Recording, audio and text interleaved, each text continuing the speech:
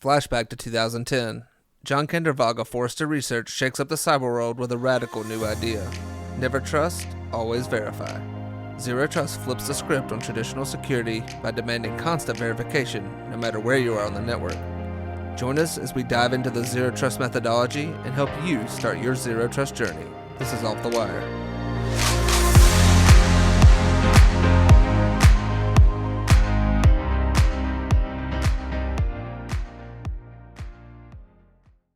All right, welcome to Off the Wire. I'm Tanner Greer. I'm joined here with Anthony Kent. We are two IT executives with 35 years of experience in the IT field, and many of those spent specifically dealing with cybersecurity. We got a great episode this week. We're really talking about Zero Trust, and I think Zero Trust means a lot to a lot of different people. But before we dive deeper in, Anthony, I think you had a really good conference that you attended this week. You want to maybe share a little bit with the listeners? Yeah, I went to it was the IT conference for the South Carolina co-ops, and there was a lot of good topics that were presented. I actually did get to present. It was on basically just the cybersecurity journey that our co-op has had in the last 5 years, and just some of the things that we're looking at in the next couple. But one thing that I think one class that really stood out, and this is something that's really important, but it's really just IT people on us communicating with other folks that are outside, basically stop using all the acronyms and, try to use layman terms or stuff that they can relate to, or, if you use other examples just to kind of tie it in. But it was a very good topic to hear. Yeah, I mean, but without the acronyms, we don't sound as smart. We've learned after going through them, we spouted a few off, and there was a few we just were very familiar with the acronym and know what the topic is, but we couldn't say what it stood for.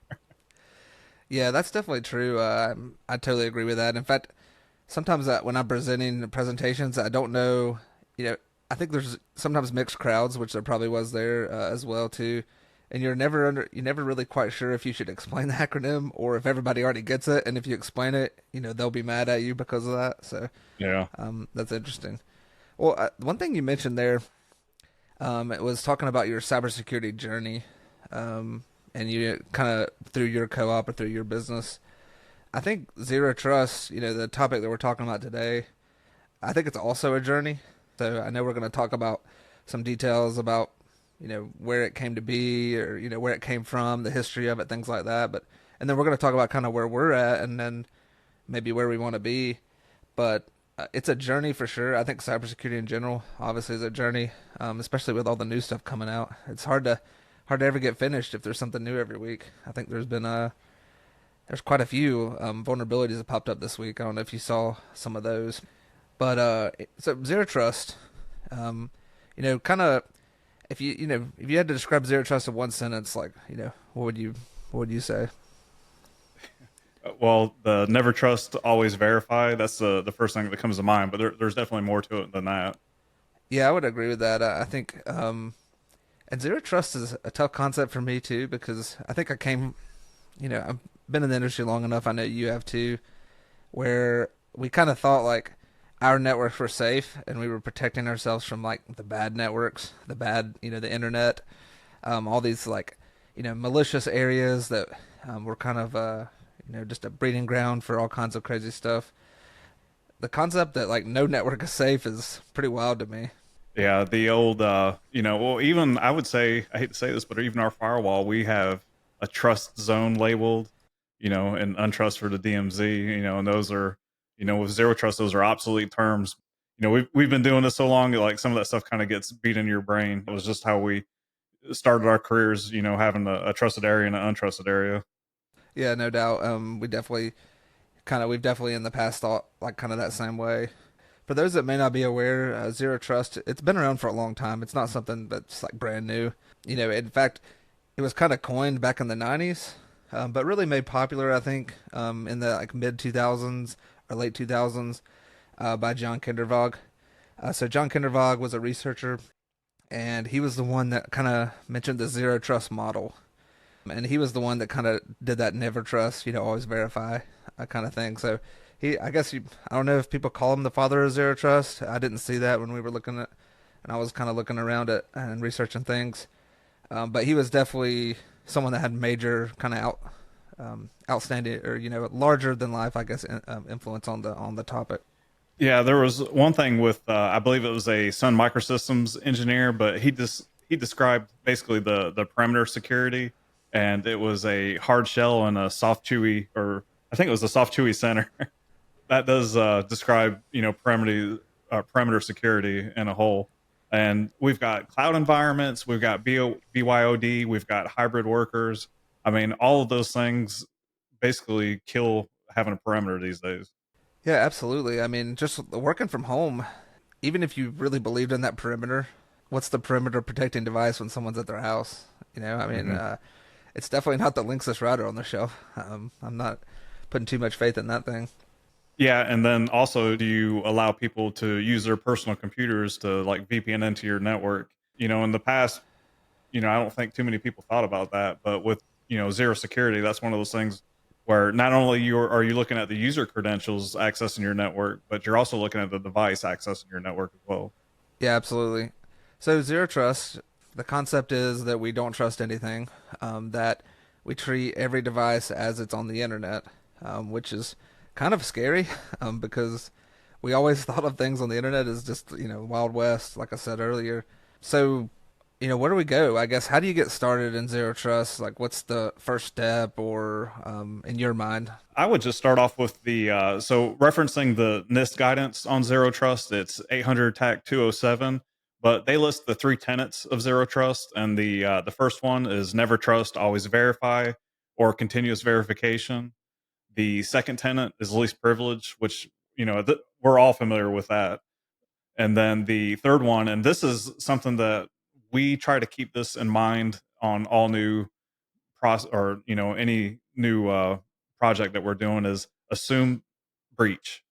So it's inevitable, breaches happen, and it's basically you want to assume a breach to help minimize the blast radius if someone does get in. And if you're always thinking assume breach, then you're gonna do least privileges and always do the continuous verification.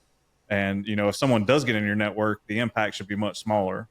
Yeah, absolutely. I mean, honestly, those things, sometimes I wonder, I think it takes like a term or something to kind of get us focused more on those basic principles. I mean, like least privilege obviously is a basic tenet of cybersecurity, and it really does fit into a lot of different methods and models and frameworks and all those other kind of things. And Yeah. sometimes it just really comes down to basics about whether or not someone actually needs access to a particular data set or network or whatever else. So Kindervag, he had this 5-step methodology that I thought was pretty interesting. I thought it was something we could kind of just walk through. I know and we'll talk about this a little bit later, we've kind of both started our zero trust journey, and we're in different places. And I think everyone that maybe has taken this on is kind of in that boat as well. But Kindervag introduced this 5-step methodology to zero trust. So, how do we go from not having, not worried about zero trust to having a zero trust asset? So, step one, defining the protect surface.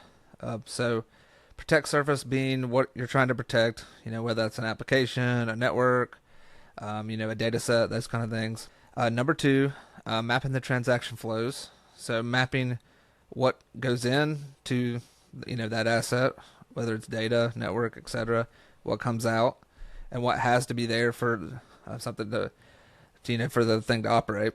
Architecting zero trust around that. So how do you make sure that that's the only thing that happens now? And then creating policies around that. And most policies are going to be some sort of cyber policy, whether that's potentially a firewall or maybe some sort of software application. But you actually could maybe even have actual policies that you follow, like employee policies, things like that as well.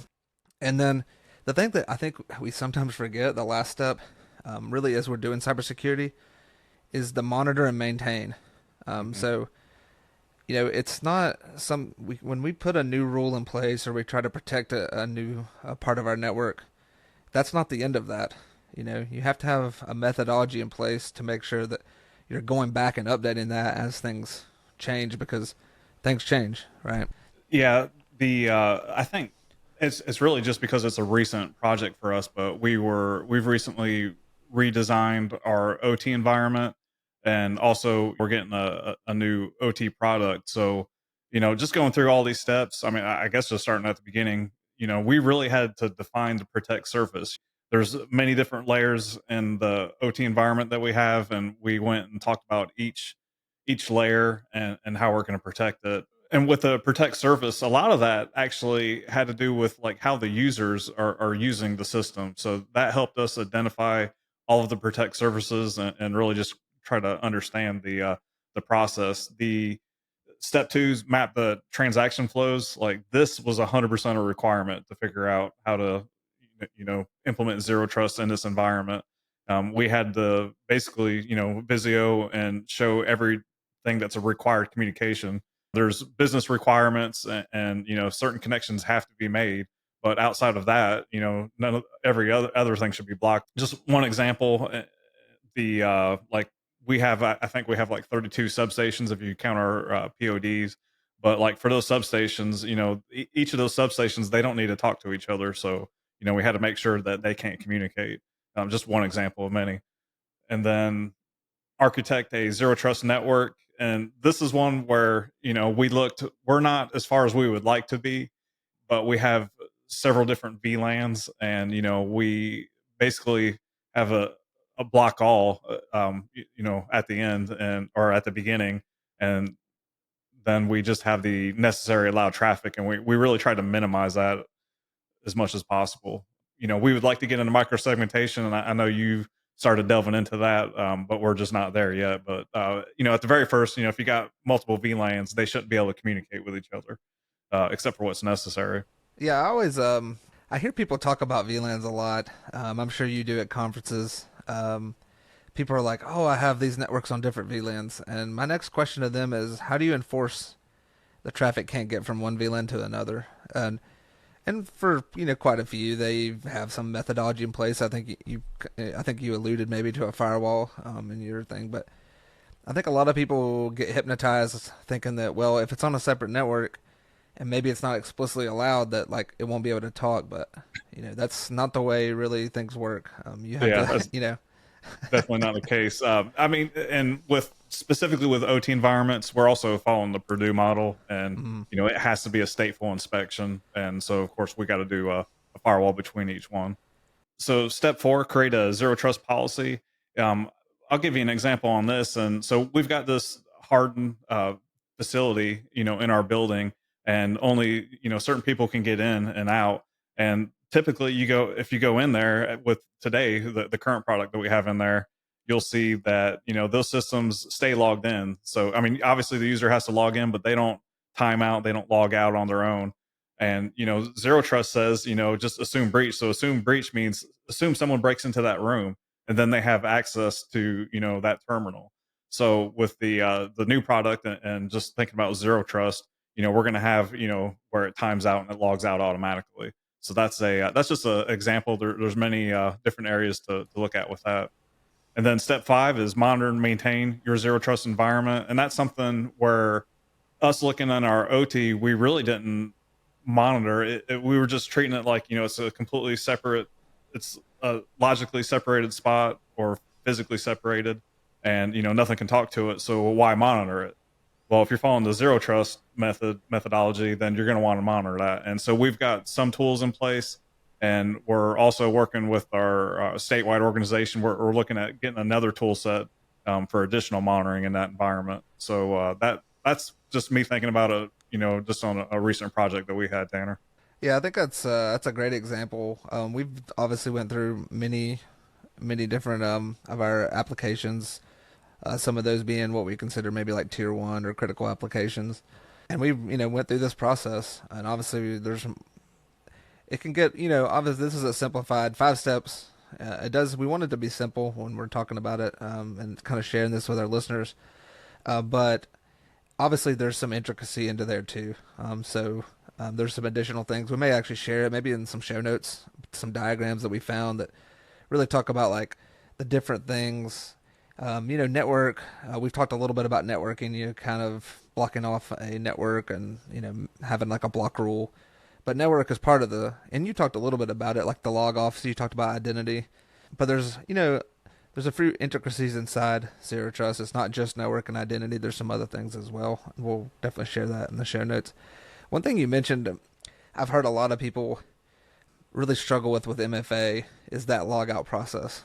You know, there's a lot of people that have MFA on a lot of different applications, and you Hmm. don't hear as much about people having that timeout or having to re MFA at a certain interval. Some you do, maybe like the computer, but I see a lot of like SaaS applications, online applications, where you see people not making those rules. So you MFA one time, you're logged in forever under that assumed breach. That's going to be a problem for you. Yeah, and just an example, we do geo blocking, and we found this out early on. This is a couple years ago, but where with a certain product, we didn't have basically the log out in it.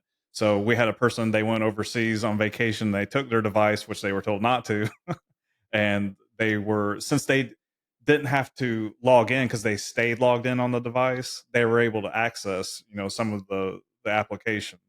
And so what we found out, we have to basically at some point force them off if we want to enact that.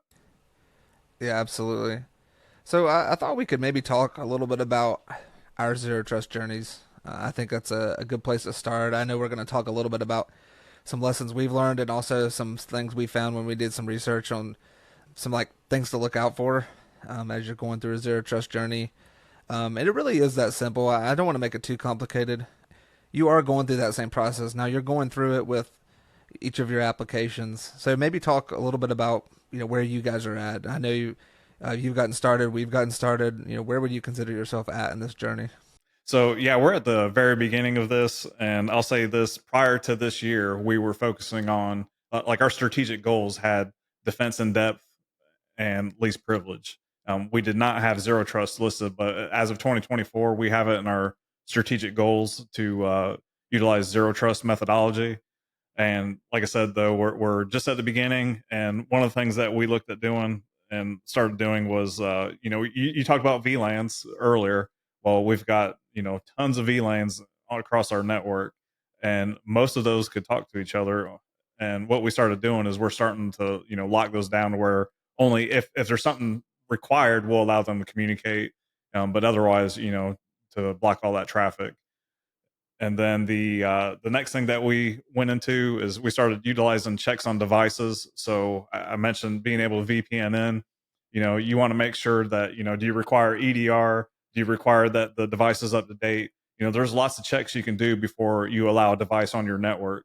And so we've started implementing some of that, and that can go with mobile devices, phones and tablets as well. And actually, that's one where we did have a few issues.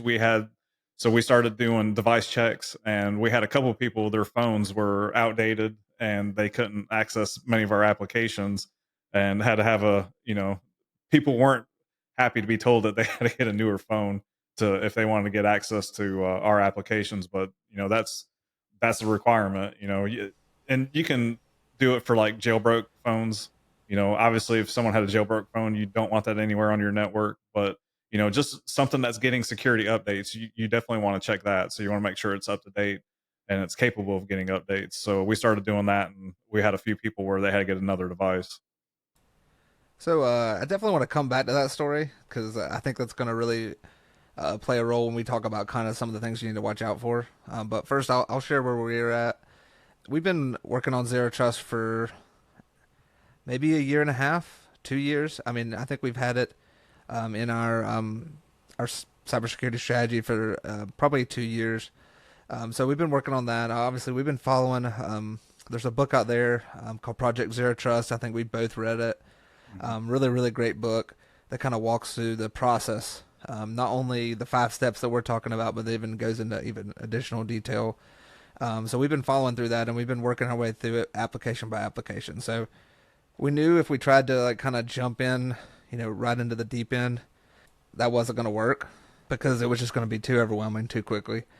So what we did is we started breaking our applications into like different buckets. So we have what we call our crown jewels, and we have I think there was about 5 or 6 applications in there, and then we had a tier 1 bucket with a certain amount of applications, tier 2, and then tier 3. And a lot of people, we obviously did some practice. We started with something that wasn't going to break anything. um, and I definitely would recommend that. We'll kind of come back to that too. But what we did is we started going through our crown jewels and we just worked through it one system at a time. And we kind of worked through, like you talked about, that network side, the identity side, as best we can. And some of the systems, obviously those are easier and some are harder, just depending on the vendor and things like that. But that's kind of where we're at. We're just working through our applications. And we spent a lot of time working through the network side of things, really taking a look at what's going in, what actually has to talk to that particular system, what doesn't. We've worked through those. We're starting to work through kind of that tier one. As you mentioned, that fifth step, right? That continuously monitoring. So even though we're kind of past some of our crown jewels, we still have to look back at those. Obviously, as things change, vulnerabilities come out, things like that. But we're starting fresh in that tier one bucket. So that's kind of where we're at as a company.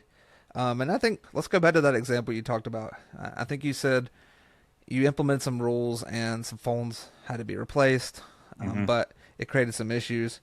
And I think that's one of the things that we really saw when we did our research, was you have to remember, and this is really goes with all cybersecurity, not just zero trust, that the business has to operate, right? So like maybe I know me and you kind of talked a little bit about that. I know you've had some feelings on that too, as far as like pushing too far in cybersecurity. I thought maybe you could share a little bit about that. Well, the CIA triad is the first thing that comes. Confidentiality, integrity, availability. That's what sometimes people want to push too hard on security, and if the tools aren't available, right there you're going against cybersecurity. But yeah, and that's something you do have to be willing to give and take on some things. And then it's really depends. Is it a risk that you're willing to accept? And with the phones, I'll say this: we didn't go as hard as we would like to. We could have definitely went much harder, but the problem we would have is, we had a couple devices that where we had to talk to the user, but if we turned it up all the way, honestly, we probably would have locked out, I would say, probably about 30% of the people, at our organization. So we're not where we would like to be with that, but we're kind of limited with the users and what they have and how up to date. All right, well, let's talk through some of the pitfalls. We kind of mentioned one, right? The business is the business. It still has to get business things done, even with all the cybersecurity stuff and the zero trust methodology that we're putting in place. So you got to remember that. I think one thing that, at least with tech guys, like myself included, is that we always think of cybersecurity as a technology, instead of a strategy, right? I think a lot of times, or maybe we have a tendency to do that, Yeah. where it's like, okay, we need to do zero trust. Like, what technology are we using to do that, right? Versus like, we need to do zero trust. How do we need to strategize around that? Because a lot of, there are some technologies that can help you do almost anything, cybersecurity wise. But we've talked about this a lot on this show. Is that the cybersecurity tenants are the cybersecurity tenants, and they can be done maybe not as efficiently, but they can be done, without having to have, 37 different software packages. One thing that's a little deceiving, if you Google zero trust, you're going to get more ads than I've ever seen before. I think I had to go several pages. I had to really tailor my search and look at NIST and CISA. But if you Google zero trust, all you're going to get is articles from vendors, and they'll talk a little bit about zero trust, but then they're going to at the end talk about how you can gain zero trust utilizing their product. And like you said, zero trust is not a product; it's a methodology, it's a strategy. Yeah, that's definitely something we always got to remember as technology professionals, because I think we like new technology. I mean, I do. I love the new devices, new software. Sometimes it really is just the basics. I think we talked about this one already, implementing measures that negatively impact usability. You talked a little bit about that with the phone example. I think one thing also that we saw when we were doing our research is a lot of people focus on external threats and they don't think about how, kind of that assumed breach a little bit. Either someone from the inside turns, or more than likely, someone from the inside gets compromised, Hmm. right? And they focus a lot.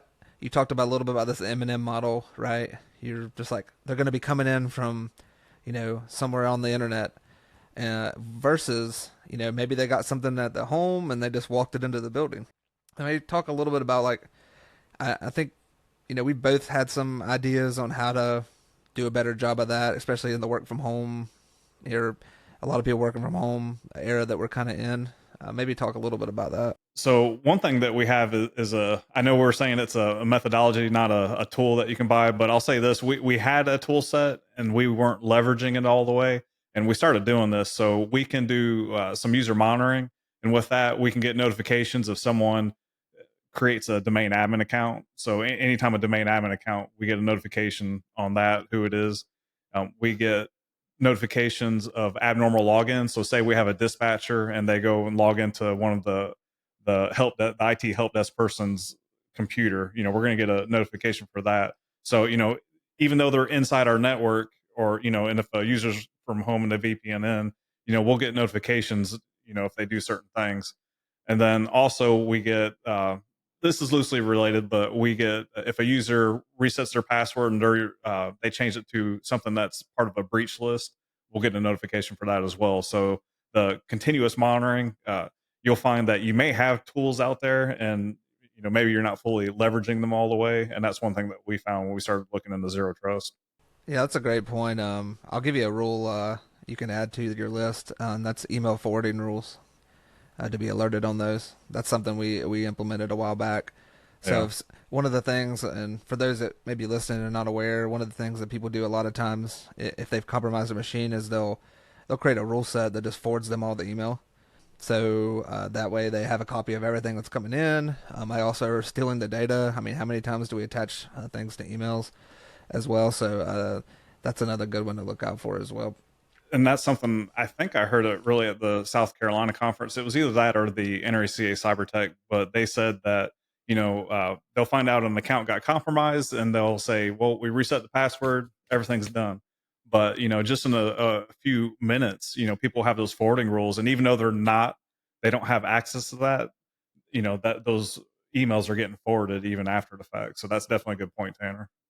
Yeah, and we all know. I mean, honestly, I think we've all been guilty of it as well. But sometimes we send stuff in email that we probably shouldn't, especially internally. I would say externally, I think we do a pretty decent job overall as a kind of business community. But internally, obviously there's more shared over email than we probably would. We definitely wouldn't want it leaking out there. Yeah.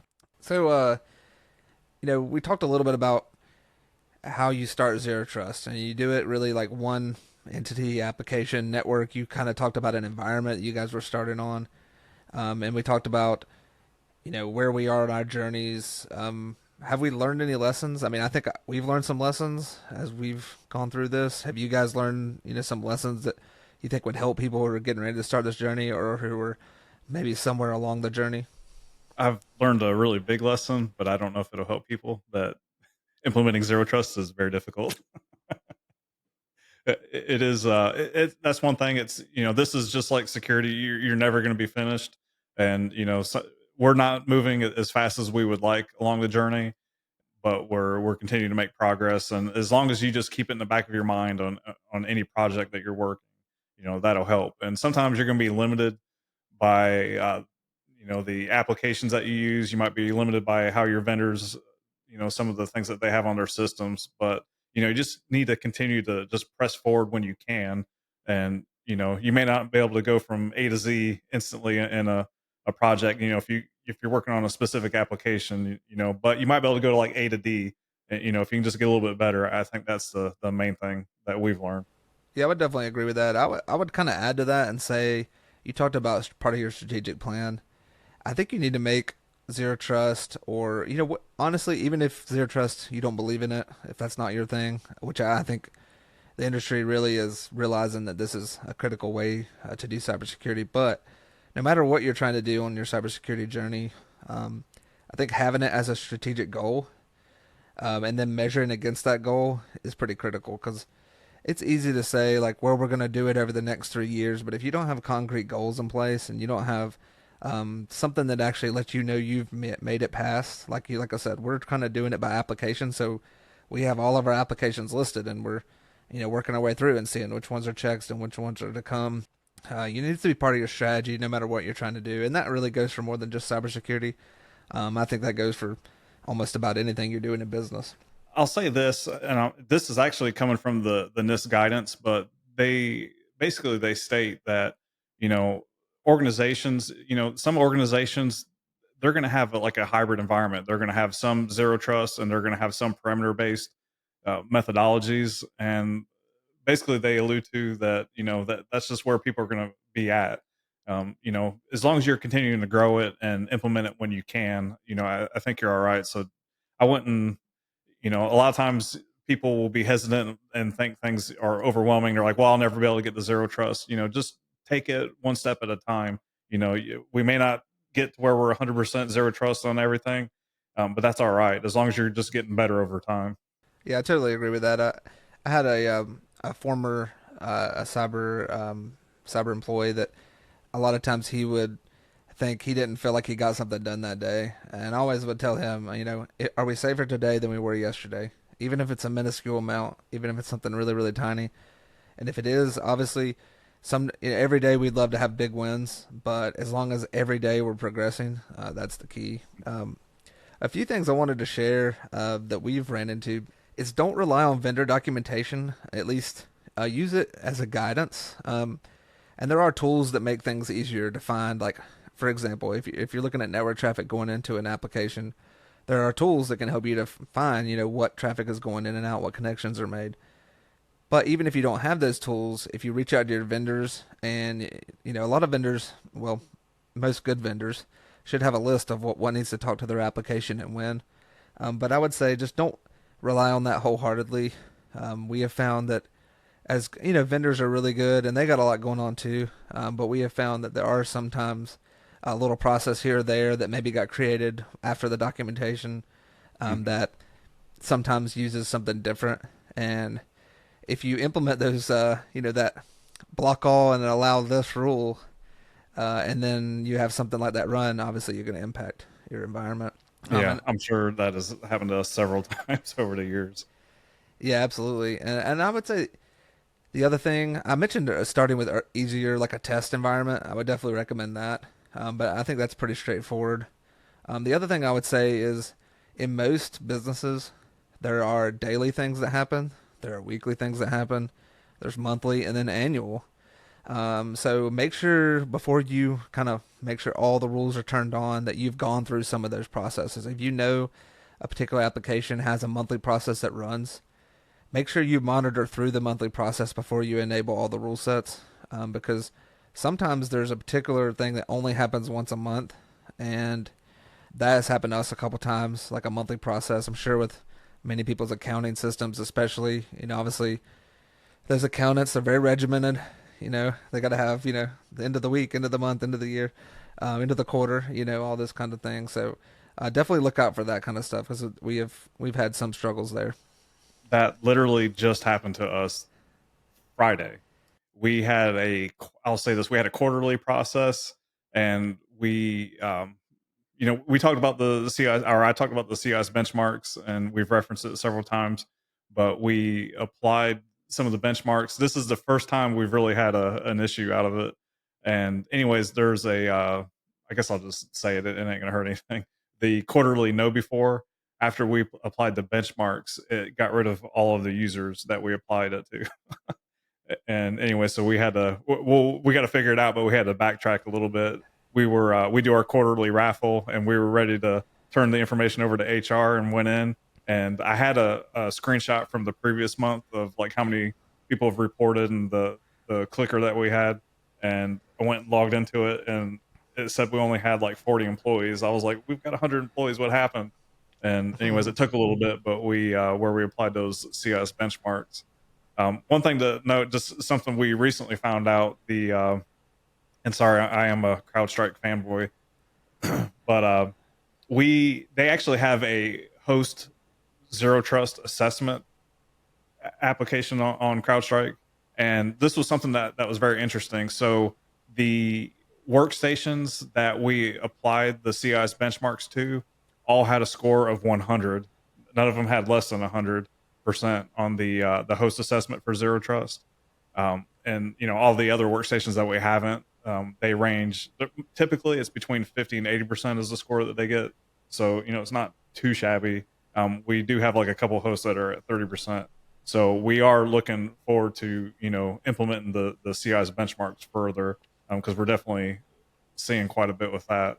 Yeah, I think that's kind of goes into that fifth step too, that monitoring. You know, you've applied rule sets. You got to make sure that you're like continuing to do that. So something that scans or can look at machines or environments or applications, I think is really a critical part. So zero trust. I think wrapping up, something I would definitely wanted to mention is not to get overwhelmed.